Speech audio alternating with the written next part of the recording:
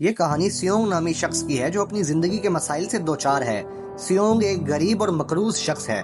इसके बेटे की सालगिरह होती है और इसकी माँ इसे कुछ रकम देती है ताकि वो अपने बेटे के लिए कुछ खरीद सके। ताहम सियोंग को मजीद पैसों की जरूरत होती है और वो अपनी माँ का एटीएम कार्ड चोरी करके तमाम रकम निकाल लेता है। वो इन पैसों को घोड़दौड़ में लगाता है और खुशकिस्मती से 4 मिलियन वॉन जीत जाता है। सियोंग ने पहले ही एक कंपनी से कर्ज ले रखा होता है और वो लोग इसके पीछे होते हैं और वो इसे पकड़कर बुरी तरह मारते हैं। जब सियोंग अपनी जेबें टटोल कर रकम वापस करना चाहता है तो इसे मालूम होता है कि इसकी जेबें खाली हैं। बाद में इसे याद आता है कि जब वो भाग रहा था तो एक लड़की ने इसकी जेब काट कर इसके पैसे चुरा लिए थे। सियोंग को कर्ज की अदायगी के लिए 1 महीने की मोहलत मिलती है। वो दोबारा पैसा जमा करने की कोशिश करता है।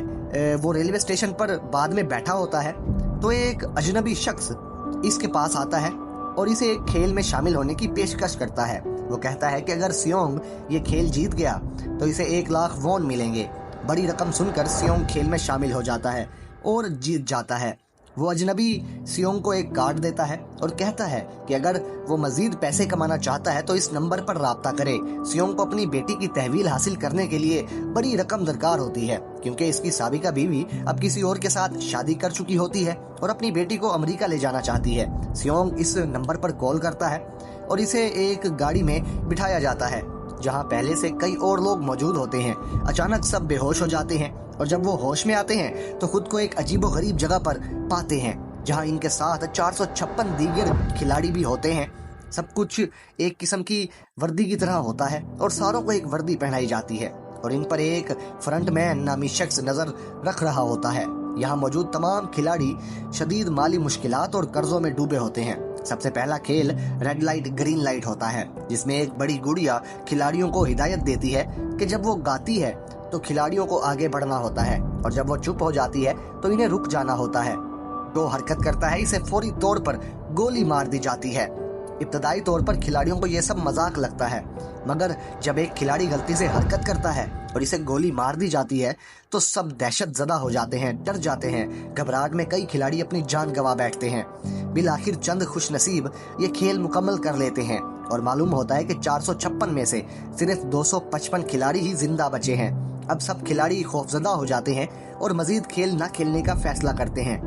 इन कवानीन के मुताबिक अगर अक्सरियत खेल छोड़ना चाहे तो खेल खत्म हो सकता है। चुनाचा वोटिंग होती है और ज्यादातर खिलाड़ी खेल छोड़ने का फैसला करते हैं, लेकिन अगर वो दोबारा खेलना चाहें तो मुस्तकबिल में वापस आ सकते हैं। सियोंग वापस अपने घर आता है मगर इसकी माँ बीमार होती है और अस्पताल में दाखिल हो जाती है।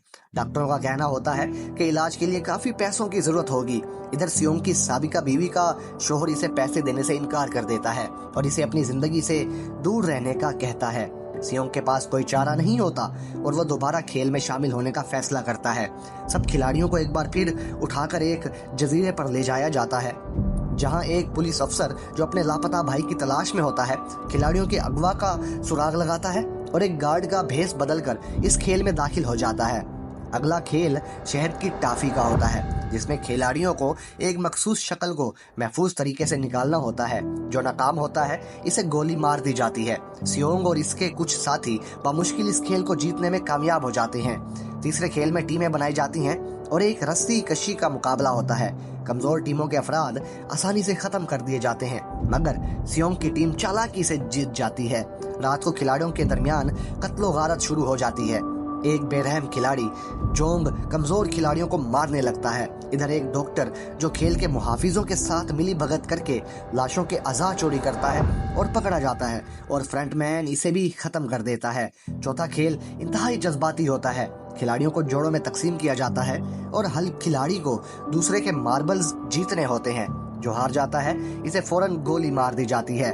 सोंग वू एक धोखे से सोंग के दोस्त के मार्बल्स जीतकर इसे मरने के लिए छोड़ देता है। पुलिस अफसर एक खुफिया कैमरे में घुसकर खेल की पूरी तारीख का रिकॉर्ड देखता है। वहां इसे मालूम होता है कि इसका भाई माजी में इन खेलों का फातेह रह चुका है। खिलाड़ी तेजी से कम होते जा रहे हैं और हर खेल के साथ सूरत हाल मजीद खतरनाक होती जा रही है और हमें नहीं पता कि किस तरीके से ये कहानी आगे चलेगी। लेकिन जो दर हकीकत एक चीज़ है वो ये है कि दौलत और इंसानी फितरत जो अंधा होता है उसको हमेशा ये मौत और कत्लो गारत का खेल अच्छा लगता है, तमाशा लगता है।